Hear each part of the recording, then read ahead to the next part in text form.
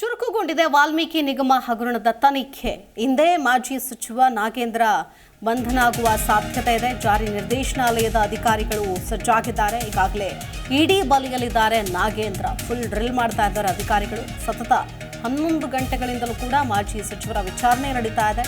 ಇನ್ನು ಕೂಡ ಅರೆಸ್ಟ್ ಮಾಡಿಲ್ಲ, ಬಟ್ ವಶಕ್ಕೆ ಪಡೆದುಕೊಂಡು ವಿಚಾರಣೆ ಮಾಡ್ತಾ ಇದ್ದಾರೆ. ಇಡಿ ಅಧಿಕಾರಿಗಳು ನಾಗೇಂದ್ರ ಅವರನ್ನ ಅರೆಸ್ಟ್ ಮಾಡೋ ಚಾನ್ಸಸ್ ಇದೆ.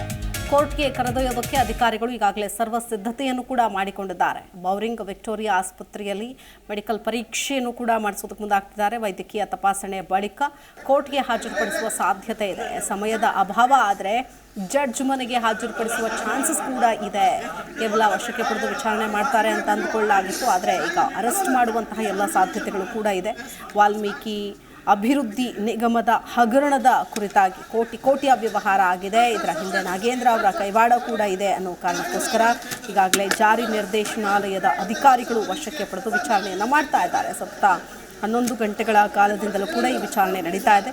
ಸೊ ಇವತ್ತು ಬಂಧನ ಮಾಡುವ ಸಾಧ್ಯತೆ ಕೂಡ ಇದೆ. ವಶಕ್ಕೆ ಪಡೆದುಕೊಂಡು ಏನು ವಿಚಾರಣೆಯನ್ನು ಮಾಡ್ತಾ ಇದ್ದಾರೆ.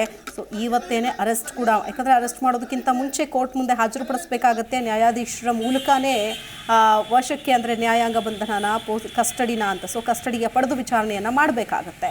ಸೊ ಇವತ್ತೇ ಮಾಜಿ ಸಚಿವ ನಾಗೇಂದ್ರ ಬಂಧನ ಆಗುವಂತಹ ಸಾಧ್ಯತೆ ಕೂಡ ಇದೆ. ಯಾಕಂತಂದರೆ SITಯಿಂದ ಇಡಿ ಮಾಹಿತಿಯನ್ನು ಈಗಾಗಲೇ ಸಂಗ್ರಹಿಸಿದೆ.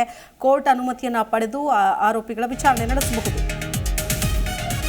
SIT ವಿಚಾರಣೆಯನ್ನು ಮುಗಿಸಿ ಹೊರಟಿದ್ದಾರೆ ಬಸನಗೌಡ ದದ್ದಲ್ ಶಾಸಕ. ಬೆಳಗ್ಗೆ 10:30ರಿಂದ ವಿಚಾರಣೆ ಆರಂಭ ಆಗಿತ್ತು. ಶಾಸಕರಿಗೆ ಇಡಿ ವಶಕ್ಕೆ ಪಡೆಯುವಂತಹ ಭಯದಲ್ಲೇನೆ SITಗೆ ಹಾಜರಾಗಿದ್ದರು ದದ್ದಲ್. ಮತ್ತೆ ಸೋಮವಾರ ಬಂದು ವಿಚಾರಣೆಗೆ ಹಾಜರಾಗಿ ಅಂತ ನೋಟಿಸನ್ನು ಕೊಡಲಾಗಿದೆ. SIT ನೋಟಿಸ್ ಕೊಟ್ಟಿದೆ. ಇವತ್ತು ರಾತ್ರಿ ಅಥವಾ ನಾಳೆ ದದ್ದಲ್ನ ಇಡಿ ವಶಕ್ಕೆ ಪಡೆಯೋ ಸಾಧ್ಯತೆ ಕೂಡ ಇದೆ.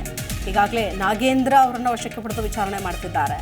ದದ್ದಲ್ ಅವ್ರನ್ನೂ ಕೂಡ, ಬಸನಗೌಡ ದದ್ದಲ್ ಅವ್ರನ್ನೂ ಕೂಡ ವಶಕ್ಕೆ ಪಡೆಯುವ ಸಾಧ್ಯತೆ ಇದೆ ಅಂತ ಹೇಳಲಾಗ್ತಾ ಇದೆ. ಯಾಕಂತಂದರೆ ಈಗಾಗಲೇ ಇದಕ್ಕೆ ಪೂರಕವಾದಂತಹ ಮಹತ್ವದ ಮಾಹಿತಿಗಳು ಸಿಕ್ಕಿದೆ ಅಂತ ಹೇಳಲಾಗ್ತಿದೆ. ವಶಕ್ಕೆ ಪಡೆದು ವಿಚಾರಣೆಯನ್ನು, ಅಂದರೆ SIT ವಿಚಾರಣೆಗೆ ಹಾಜರಾಗಿದ್ದರು. ಈ SIT ಬೆನ್ನಲ್ಲೇನೆ ಇಡಿ ಅಧಿಕಾರಿಗಳ ಒಂದು ಕಂಟಕ ಕೂಡ ಶುರುವಾಗಿದೆ ಅಂತ ಹೇಳ್ಬೋದು. ಸೊ ಮಾಜಿ ಸಚಿವ ನಾಗೇಂದ್ರ ಅವ್ರನ್ನ ಇಡಿ ವಶಕ್ಕೆ ಪಡೆದಿದೆ. ಮತ್ತೊಂದು ಕಡೆ ದದ್ದಲ್ ಅವರು SIT ಅಧಿಕಾರಿಗಳ ಮುಂದೆ ವಿಚಾರಣೆಗೆ ಹಾಜರಾಗಿದ್ದರು. ಇದೀಗ SIT ವಿಚಾರಣೆ ಮುಗಿದಿದೆ, ಆದರೆ ಮತ್ತೆ ಬಂದು ಸೋಮವಾರ ಈ ಒಂದು ವಿಚಾರಣೆಗೆ ಹಾಜರಾಗಬೇಕು ಅನ್ನೋ ಮಾಹಿತಿಯನ್ನು, ಅಂದರೆ ನೋಟಿಸನ್ನು ಕೊಟ್ಟಿದ್ದಾರೆ. ಸೊ ಸೋಮವಾರ ಇವರು ಬಂದು ಹಾಜರಾಗೋದ್ರ ಒಳಗಡೆ ಜಾರಿ ನಿರ್ದೇಶನಾಲಯದ ಅಧಿಕಾರಿಗಳು ಕೂಡ ಇವ್ರನ್ನ ವಶಕ್ಕೆ ಪಡೆದು ವಿಚಾರಣೆ ನಡೆಸುವಂತಹ ಸಾಧ್ಯತೆ ಇದೆ. ಇಡೀ ಬಂಧನದ ಭೀತಿಯಲ್ಲಿದ್ದಾರೆ ಬಸನಗೌಡ ದದ್ದಲ್ ಶಾಸಕ. ಒಂದು ಕಡೆ ಸಚಿವರನ್ನ ವಶಕ್ಕೆ ಪಡೆದಿದ್ದಾರೆ, ಅರೆಸ್ಟ್ ಮಾಡುವ ಸಾಧ್ಯತೆ ಕೂಡ ಇದೆ ಅಂತ ಹೇಳಲಾಗ್ತಾ ಇದೆ. ಇನ್ನು ಇವತ್ತು SIT ಅಧಿಕಾರಿಗಳ ವಿಚಾರಣೆಯನ್ನು ಎದುರಿಸಿದಂತಹ ದದ್ದಲ್ಗೆ ಇಡಿ ಅಧಿಕಾರಿಗಳ ಒಂದು ಬಂಧನ ಆಗುವಂತಹ ಆತಂಕ ಕೂಡ ಎದುರಾಗಿದೆ.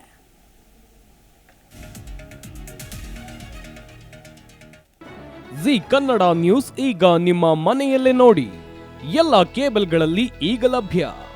ಸನ್ Direct 292, Jio TV 1334, U digital 162, City Cable 51, GTPL 17, Abhishek cables 821, Rockline telecommunication 51, Shri Basaveshwara number 60, Vinayaka digital number 53, in digital number 896ರಲ್ಲಿ.